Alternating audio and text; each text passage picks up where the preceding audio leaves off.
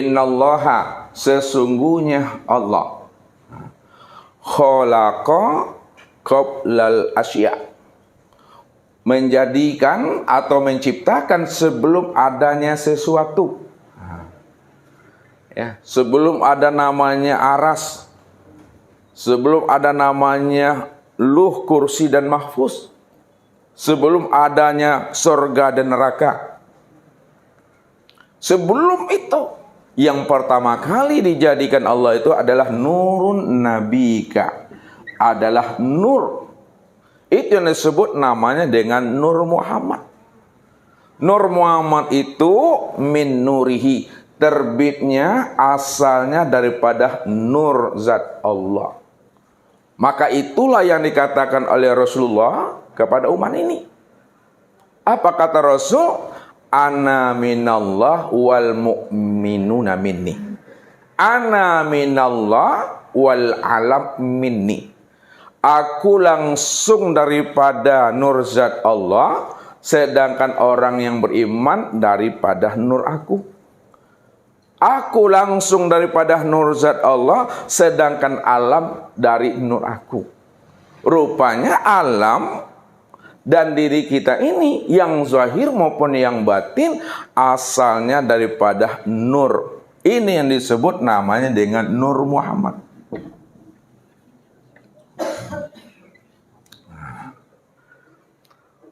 Makanya ketika kita paham dan mengerti diri kita ini adalah Nur Muhammad, itu artinya dalam pandangan hakikat mata hati, dilafazkan boleh, tidak dilafazkan tidak apa-apa, dijazamkan, dilazimkan, iktiqad, bahwa diri bapak ibu yang zahid dan yang batin itu yang disebut namanya Muhammad. Ya. Bahwa diri bapak ibu yang zahid dan yang batin disebut namanya Nur Muhammad. Kalaulah kita tahu, kalaulah kita sudah mengerti dan paham bahwa diri kita yang zahid dan yang batin adalah Nur Muhammad, maka disebutlah bapak ibu itu bertubuhkan nur namanya. Ini yang bertubuhkan nur. Kenapa? Karena tubuh kita ini asalnya daripada nur, ruh kita juga asalnya daripada nur. Kalau tubuh kita asalnya daripada nur dan ruh kita juga asalnya pada nur, maka itu artinya diri bapak ibu itu sudah bertubuhkan nur, Nur Muhammad. Inilah yang dimaksudkan oleh Rasul. Innallaha harrama 'alal ardi, innallaha harrama 'alal ardi ayakula ajasadal anbiya. Innallaha harrama 'alal ardi ayakula ajasadal anbiya. Sesungguhnya Allah mengharamkan, Allah mengharamkan alal ardi, atas bumi, atas tanahnya. 7 lapis tanah, 7 lapis bumi, ayyakula, untuk memakan, untuk menghancurkan ajasadal anbiya, yaitu jasadnya anbiya. Yang anbiya itu, itulah maksudnya adalah Rohul Kudus. Rohul Kudus itu adalah nur. Maka disebutlah namanya Sayyidul Anbiya. Nah ini Sayyidul Anbiya. Sayyidul Anbiya itu maksudnya adalah nur. Penghulu sekalian nabi. Ya, itu adalah nur. Karena nur inilah wasilah untuk sampai kepada Allah. Nur inilah wasilah untuk berjumpa Allah. Karena nur inilah yang pertama kali menyaksikan akan Allah. Makanya itu artinya, siapa yang telah mengenal rahasia nur pada dirinya, sudah menjadi tubuh dan roh, maka disitulah dia telah mengenal dan menyaksikan Allah sempurna pada dirinya ini. Pada saat itu, apabila bapak ibu meninggal dunia, di dalam hatinya sampai habis usia umurnya tetap bertubuhkan nur, maka selamatlah tubuh yang zahir. Itu Bapak Ibu. Tidak hancur dia, tidak dimakan belatung dia, tidak hancur. Ini bertubuhkan nur. Namun Bapak Ibu, ya, kalau kita ya, ingin hilang jasad kita, ingin hilang namanya tubuh yang zahir kita, dan yang batin betul-betul selamat kedua-duanya, jangan bertubuhkan nur Bapak Ibu. Hendaklah kita bertubuhkan Allah. Kenapa? Karena Nabi mengatakan min nurihi. Nur Nabi itu, nur Anbiya itu, Sayyidul Anbiya itu asalnya daripada nur zat Allah. Ana minallah wal mu'minuna minni. Ana minallah wal alam minni. Alam dan orang beriman itu asalnya daripada aku. Sedangkan nur itu asalnya daripada Tuhan. Jadi hendaklah kita bertubuhkan Allah namanya Bapak Ibu. Jadi jangan tertahan pada Nur Muhammad. Tapi kaji, pahami di sebalik Nur Muhammad itu tiada lain adalah Allah Bapak Ibu. Ya. Nah, bagaimana kita membedakan dan memahaminya? Ya. Kalau kita bertahan kepada Nur Muhammad, ini duduknya di hakikat. Nah, duduknya di hakikat. Kalau di hakikat, ini tidak hancur. Tidak hancur.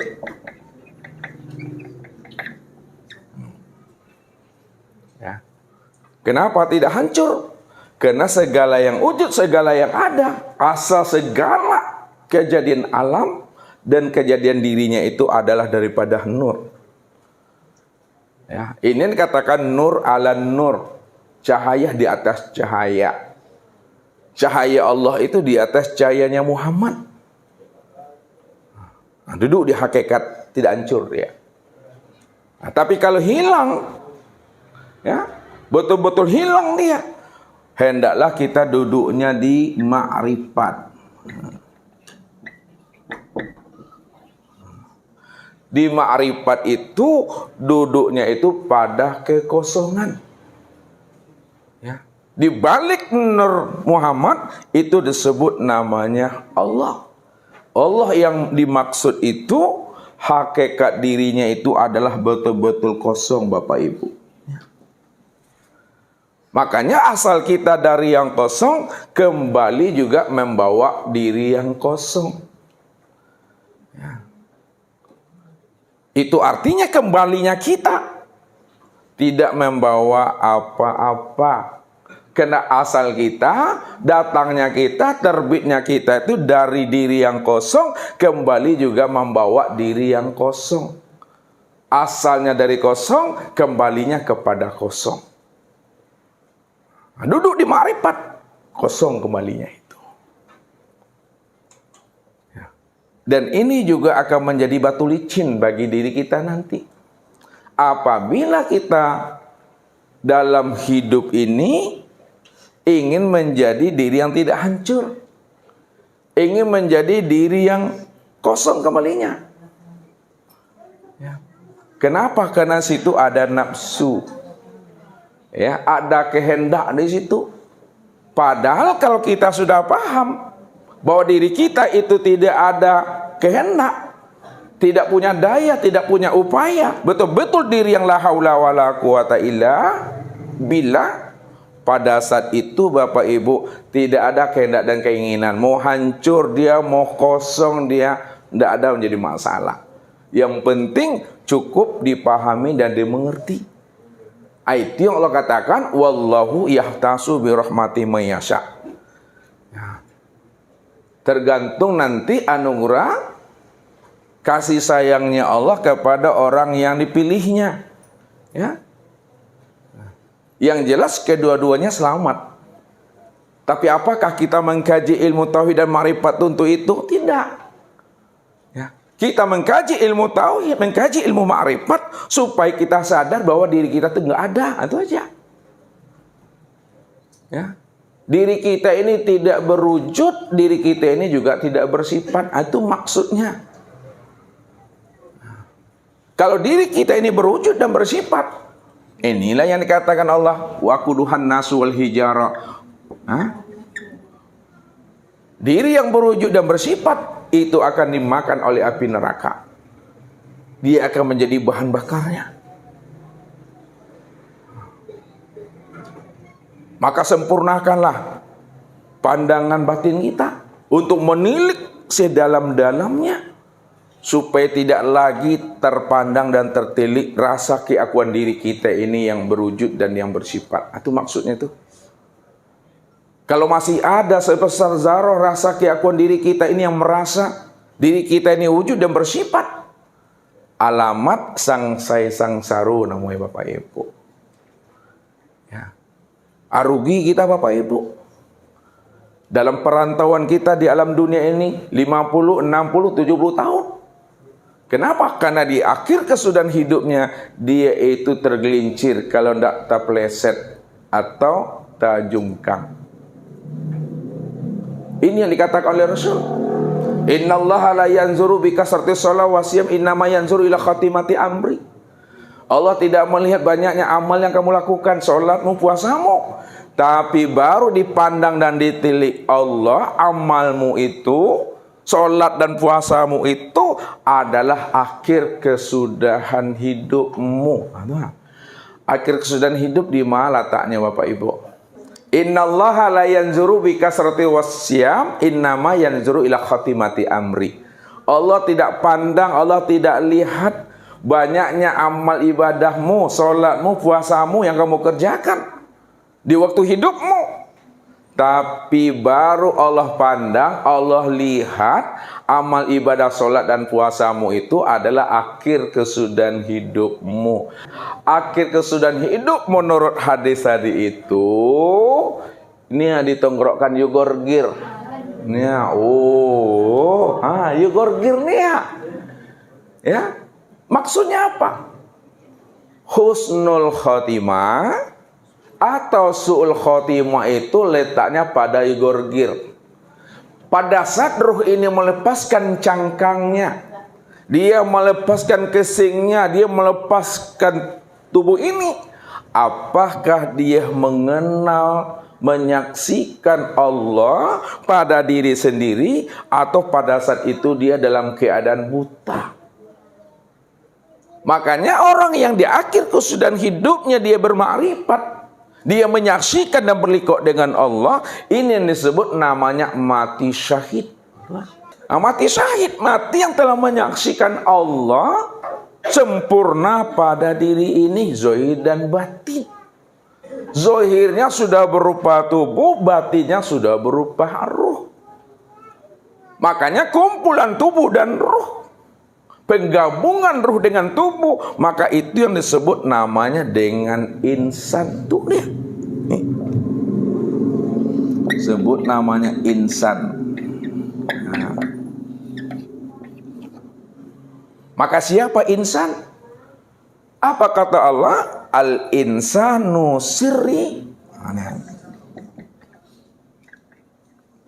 Al-insanu sirri wa sirri sifati wa sifati la ghairi. Insan itu rahasiaku. Rahasiaku itu sifatku. Sifatku itu tiada lain adalah diriku, kata Allah. Maka insan itulah nyatanya diri Tuhan. Jadi insan itu bukan diri Bapak Ibu. Ya.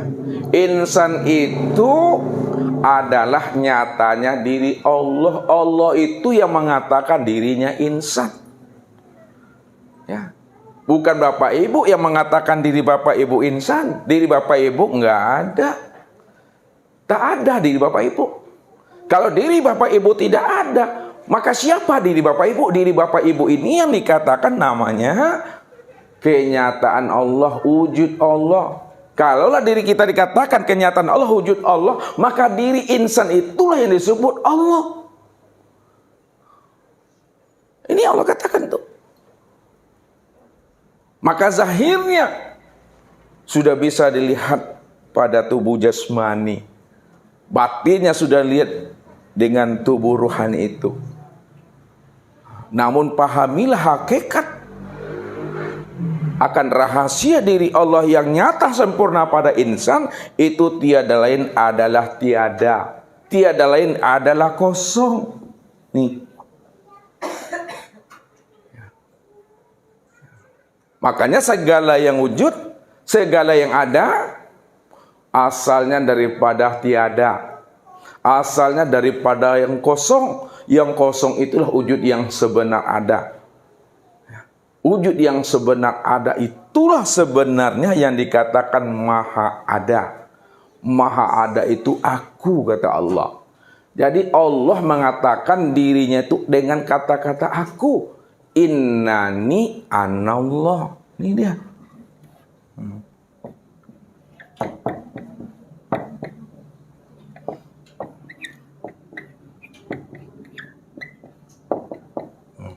Innani anallah, sesungguhnya diriku adalah Tuhan yang bernama Allah. Ya. Sesungguhnya diriku ini, ya, Tuhan yang bernama Allah. La ilaha illa ana. Tidak ada yang wujud, tidak ada yang ada, tidak ada yang nyata, melainkan yang wujud, yang ada dan yang nyata, illa ana, melainkan aku. Itulah Allah tuh yang wujud mutlak. Ya. Kalau Allah itu wujud yang mutlak, maka segala yang ada, segala yang wujud, segala sesuatu, maka itulah kenyataan akan dirinya. Disitulah letaknya Allah itu segala yang ada. Allah itu segala yang wujud. Apa maksudnya Allah itu segala yang ada, segala yang wujud? Bahwa segala yang ada, segala yang wujud itu adalah diriku, kata Allah. Karena aku cuma yang ada, aku cuma yang wujud secara mutlak. Namun diriku segala yang wujud, diriku segala yang ada, hakikatnya adalah tiada. Yang tiada itulah sebenarnya akan diriku. Yang tiada itu yang kosong. Yang kosong itu artinya yang hampa. Yang tidak bisa disebut dengan kata-kata. Tidak bisa diungkai dengan kalimat. Betul-betul kosong, Bapak Ibu. Kalau disebut, itu bukan aku. Nah, ya, itu bukan aku. Karena Allah itu tak bisa disebut. Namun kenapa mesti disebut? Disebut untuk menjelaskan akan rahasia dirinya sendiri. Makanya di situ dia bersifat. Walaupun Allah itu sifat, aku itu sifat, namun dirinya tiada bersifat. Ya. Walaupun Allah itu sifat, namun tiada bersifat. Kenapa dikatakan Allah itu sifat, namun tiada bersifat? Pada saat diucapkan dengan kata-kata, maka bersifat dia. Namun walaupun bersifat, sesungguhnya dia tiada bersifat. Kalau tiada bersifat, berarti la sautun wala harfun.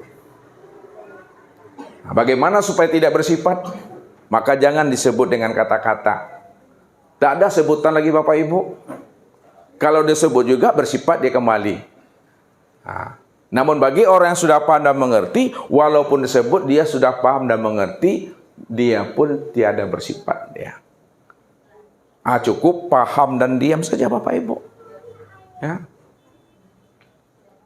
Contoh kata Ustadz, zohir dan batin. Nah, nih. Ini Ustadz mau nanya sama Pak Haji dulu. Kelampi-ampi mah. Antara zohir dengan yang batin, yang sebenar wujud yang mana, Pak Haji?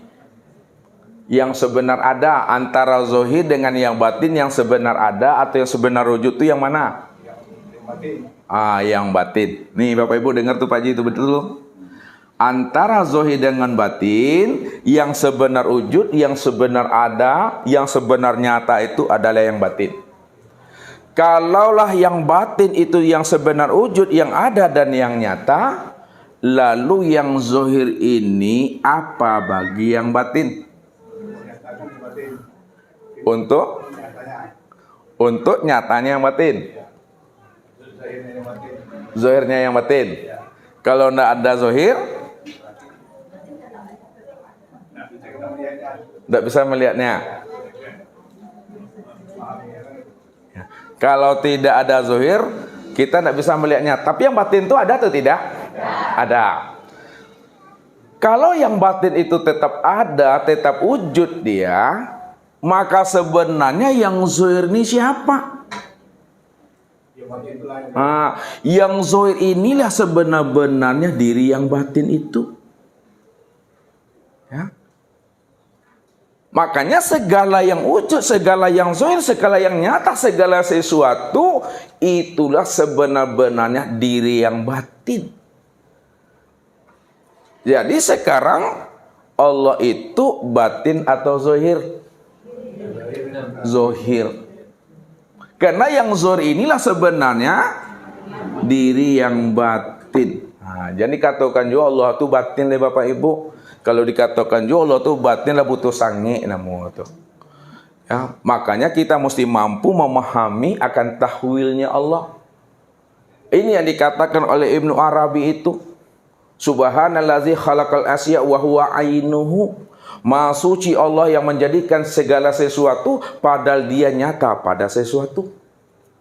Maha suci Allah yang menjadikan sesuatu padahal dialah yang sesuatu itu.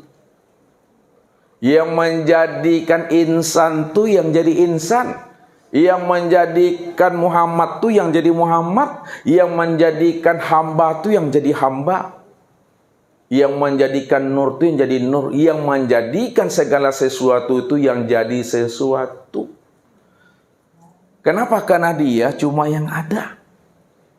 Maka bahasa makrifatnya, apakah Allah itu menciptakan dan menjadikan? Allah tak pernah menciptakan dan tak pernah pula menjadikan Bapak Ibu. Segala yang ada, segala yang wujud, dalam bentuk apapun lah ia, itu adalah tajalli min tajaliyatillah. Itu adalah kenyataan diriku. Itu adalah kezohiran diriku. Jadi semua yang ada, segala yang wujud, itu adalah bukti rupa diriku, kenyataan diriku, wujud diriku. Kalaulah segala yang zuhir dan segala yang ada ini bukti diriku, wujud diriku, kenyataan diriku, itu sebenar-benarnya segala yang ada dan segala yang wujud itu yang aku. Maka pandanglah di balik sesuatu itu. Maka memandangnya tentu berzahir dan berbatin. Pandangan zohir nampak hambanya. Pandangan batin Allahnya. Pandangan yang zohir nampak insannya. Pandangan batin nampak Allahnya. Ya. Makanya pandangan yang zahir dengan pandangan yang batin satukan pandangannya. Bahwa yang wujud bernama manusia, yang wujud bernama insan, yang wujud bernama hamba, itu aku tuh kata Allah. Allah berganti nama saja Bapak Ibu. Ya. Allah berganti nama. Makanya baca yang tersurat, kaji yang tersirat. Maksudnya. Baca yang tersurat yang nampak adalah alam. Baca yang tersurat yang nampak adalah hamba dan manusia. Baca dan kaji yang tersirat rupanya alam, hamba dan manusia itu tiada lain adalah aku. Karena dia cuma yang wujud semata-mata.